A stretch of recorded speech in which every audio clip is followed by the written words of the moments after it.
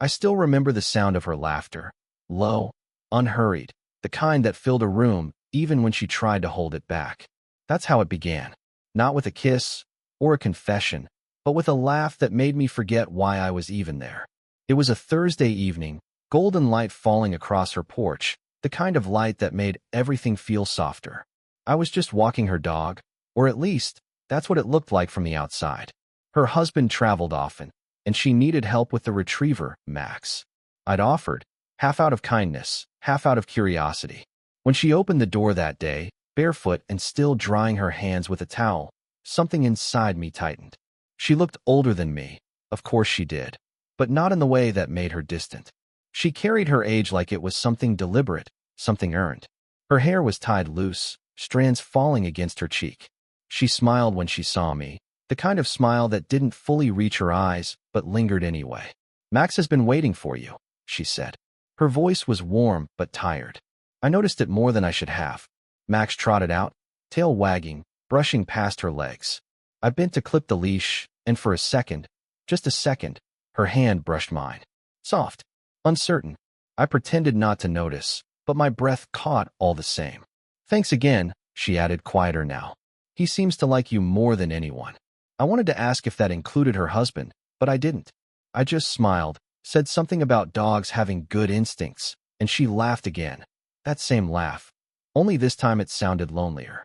When I brought Max back an hour later, she was sitting on the porch steps with a cup of tea. The air smelled faintly of rain and jasmine. She didn't invite me in, but she didn't tell me to leave either. "Sit," she said, nodding to the step beside her. I did. For a while, we said nothing. The kind of silence that doesn't ask to be filled. Her knee brushed mine once, accidentally. Or maybe not. "You're quiet tonight," she murmured. "So are you." She smiled, eyes still fixed ahead. "That's rare for me." Her tone carried something under it. A story she didn't want to tell, or maybe one she hoped someone would ask about. I didn't ask. I just watched the way her fingers traced the rim of her cup, the way her foot moved lightly against the step, restless. There was something magnetic in the stillness, the hum of everything unsaid. When she turned to look at me, it wasn't sudden. It was slow, like she was deciding whether or not to let me see her. Her gaze lingered, searching, curious. "You're good with him," she said softly. "With Max." Her voice had changed, gentler, almost uncertain. "I try," I said. She nodded, eyes still on me. "You're good with people too.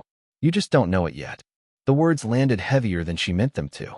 I felt them in my chest, that rare kind of recognition that doesn't happen often, especially from someone older, someone who wasn't supposed to look at me like that.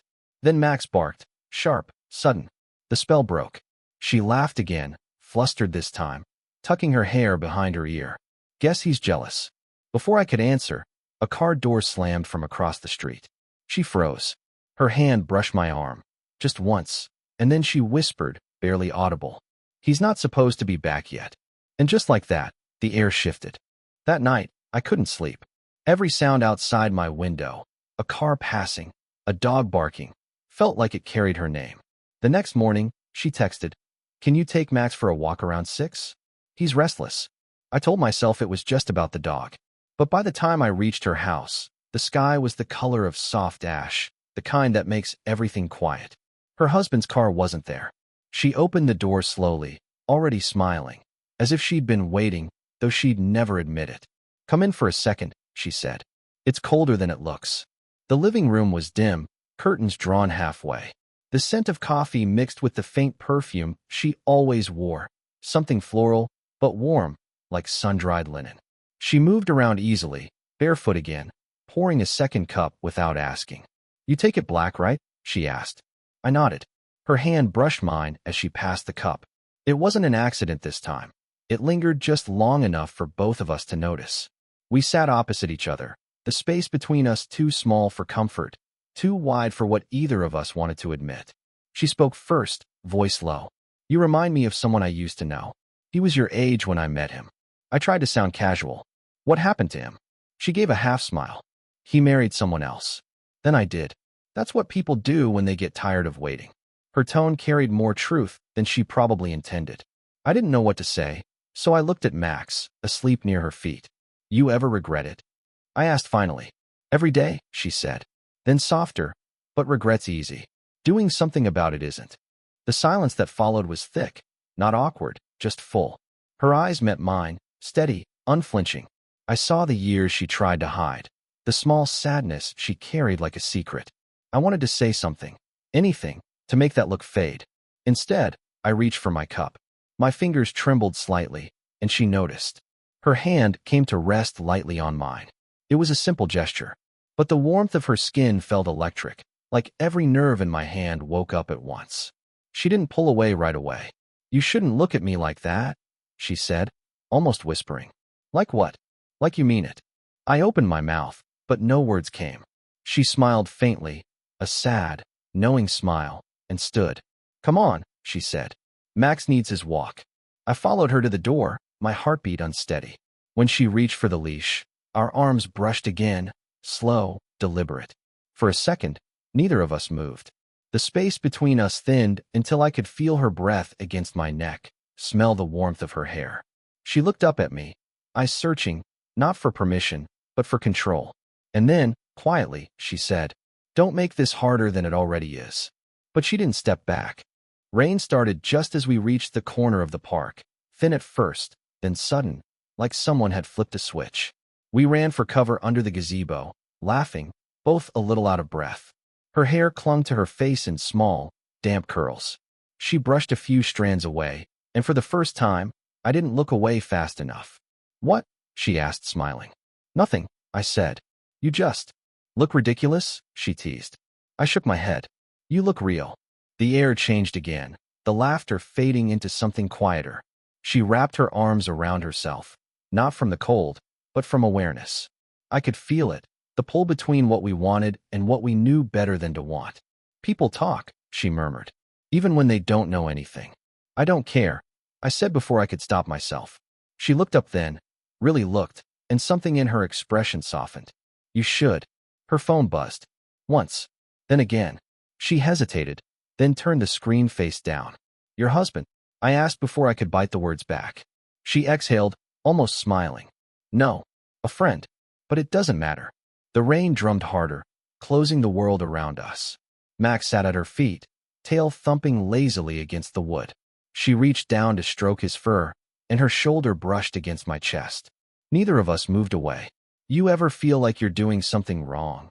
she said softly. "Even when you haven't done anything yet?" Her words were so close I could feel the warmth of them against my skin. "Yeah," I said. "Right now." She turned her face toward me, inches away. Her breath caught. I heard it. The kind of silence that happens before something irreversible. And then, a voice called from across the park. "Hey, that you, Maya?" She flinched. I stepped back instantly. A woman with an umbrella was waving, coming closer. Maya's voice lifted, too bright. "Yeah, just got caught in the rain." Her friend laughed, shouted something about "always the lucky one," and walked on. We waited until she was gone. The silence that followed was heavy again, but different now. Fuller, charged. Maya looked at me, eyes uncertain. "See? It's always closer than you think." I nodded, but my hand, without permission, reached out to tuck a wet strand of hair behind her ear. My fingers grazed her skin, slow, tentative. She didn't move. "Don't," she whispered. I froze. But she didn't step away either. Her eyes were closed now, her breathing shallow. The space between us trembled, a heartbeat, a breath, a decision neither of us made out loud.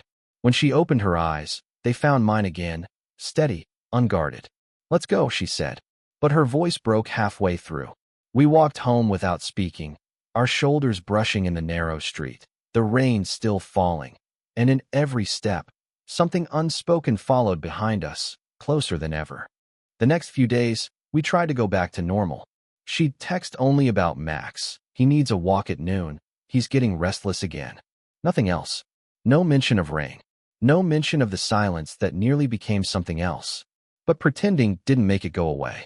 When I came by that Saturday, she was sitting on the floor beside Max, tying a loose bandage on his paw. Her hair was pinned up messily, a few strands falling free.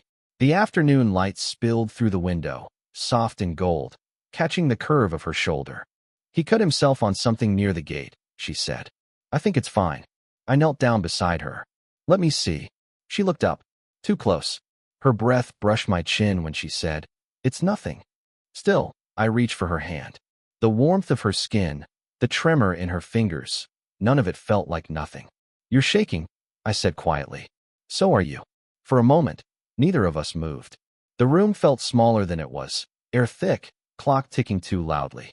Max shifted beside us, then sighed, like even he understood something was happening that shouldn't. I wanted to say something simple, something that would make it all easier, but everything I could think of would only make it worse. She broke the silence first. "You don't understand what this could ruin," she said. "I don't care," I answered too fast. Her eyes flashed, not anger, not exactly. More like fear and something deeper, unguarded. "You should. You're young. You'll forget this one day. Will you?" The question hung between us like static. Her lips parted slightly, but no sound came. I reached up, without thinking, and brushed the loose strand of hair from her face. She didn't pull away. My fingers grazed her cheek, slow, uncertain. Her eyes fluttered closed, just once, like surrender. "Maya," I whispered.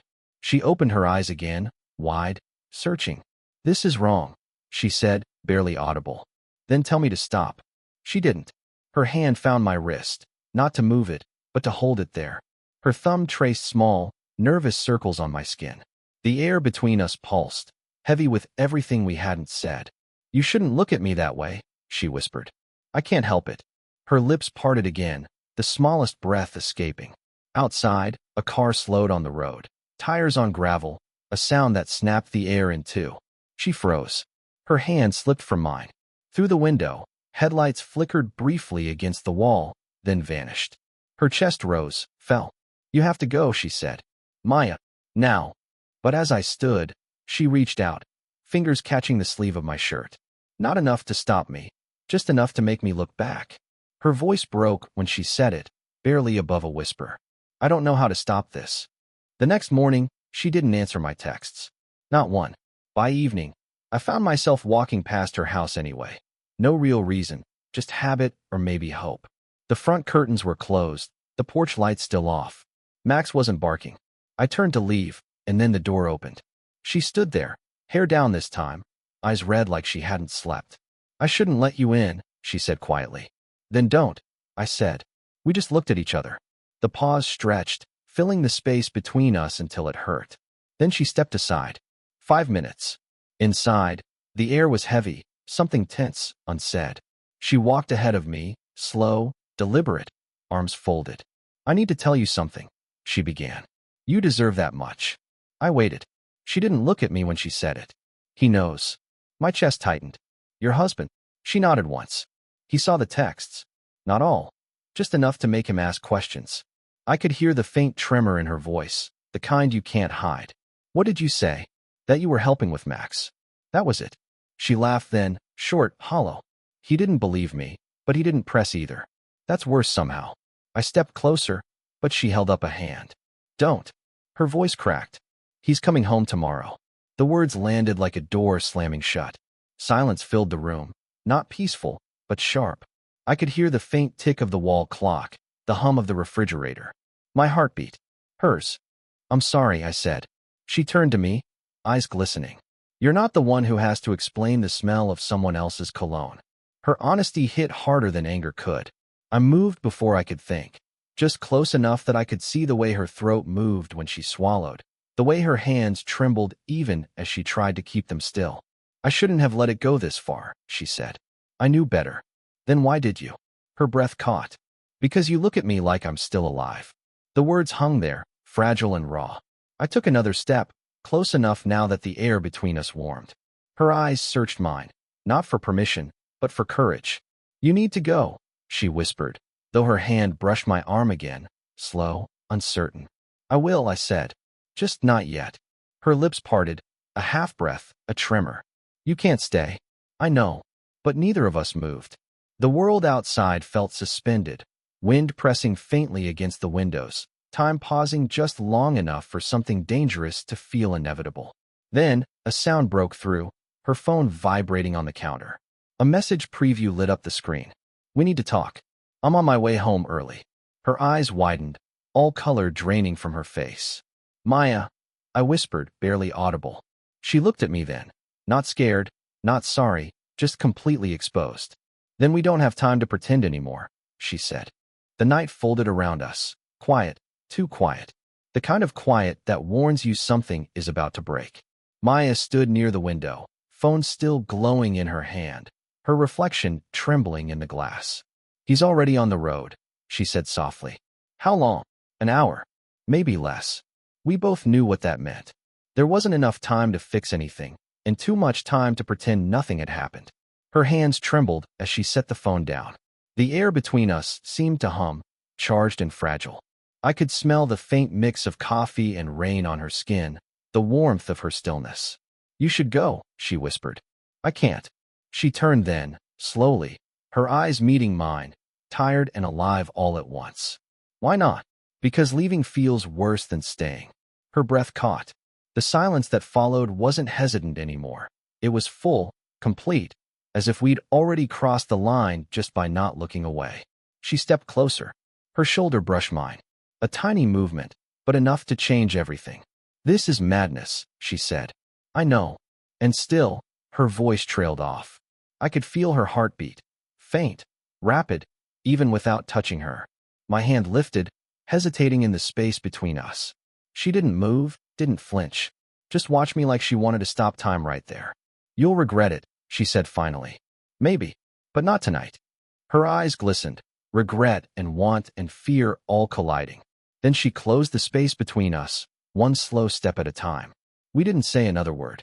Her hand found my chest first, light as breath. My fingers brushed the back of her neck, where her hair had come loose. Her skin was warm, trembling slightly beneath my touch. She leaned in just enough for her forehead to rest against mine. We stood like that, barely touching, barely breathing, suspended in the kind of silence that says everything words can't. When she finally spoke, her voice was breaking. You make me feel something I thought I'd buried years ago. I swallowed hard. And now, her lips curved into the faintest, saddest smile. Now it's too late to pretend I don't. The headlights outside appeared too soon, cutting across the living room wall. She didn't move. Neither did I. The world was still, as if waiting to see what we would do. Her hand slipped away from my chest, down to my wrist, holding on just a moment longer. Then, with a whisper that felt like both a promise and an ending, she said, Go out the back door. Please. I hesitated, searching her face, and for the first time, I saw everything. The loneliness, the longing, the quiet strength behind it all. I understand, I said softly. I know you do. And when I turned to leave, she didn't stop me, but her hand brushed mine one last time, lingering, as if to say what neither of us ever would. It rained again the next morning. The kind of slow, forgiving rain that makes everything smell clean, like the world is trying to start over. I hadn't seen her in days. Not since that night. The night the headlights cut through the room, and I slipped out the back door with my heart still racing. I didn't expect to hear from her again. Maybe I didn't deserve to. But then, a week later, I saw her at the park. She was walking Max alone. The sky was gray, her coat pulled tight around her, but when she noticed me standing by the path, she stopped. For a moment, we just looked at each other, not with guilt this time, not even surprise. Just quiet recognition. I didn't think you'd still come here, she said. I didn't think you'd want me to. She smiled faintly, that same small, careful smile I'd memorized. Wanting and allowing aren't always the same thing. I took a slow step closer. Max wagged his tail, breaking the tension the way he always did. She reached down to pat him, and I could see her hand trembling slightly. How is he? I asked. Better. He missed you. Her voice softened on the last word, and for a second, I couldn't tell if she was still talking about the dog. We walked without planning to, side by side, quiet. The grass was damp beneath our shoes. Every now and then, our sleeves brushed. She didn't move away. You told him? I asked finally. She shook her head. No. Some things don't need to be said. Some truths just have to fade. The honesty in her voice hurt more than I expected. But there was peace in it too, a kind I hadn't heard from her before. When we reached the bench by the lake, she stopped. It's strange, she said. I thought I'd feel ashamed. But I don't. I just feel seen. For the first time in years. I sat beside her. The rain had slowed to a mist, soft against our faces. I still think about that night, I said. I know, she whispered. Her hand found mine, slow, tentative, then stayed. Her fingers were cold, but the warmth that passed between us didn't need words. I don't know what this is, she said, eyes fixed on the water. But I know it mattered. I nodded. It still does. She leaned her head gently against my shoulder, and I felt her exhale. A long, quiet breath, the kind that lets something go without losing it completely. We stayed like that. No promises, no lies, just the sound of the rain and the weight of everything we hadn't said resting softly between us. When she finally looked up, her eyes were calm. Maybe it's not about right or wrong, she said. Maybe it's just about finding something that wakes you up again. I smiled. Then I'm glad it was me. She laughed softly, a sound like the rain easing. Me too,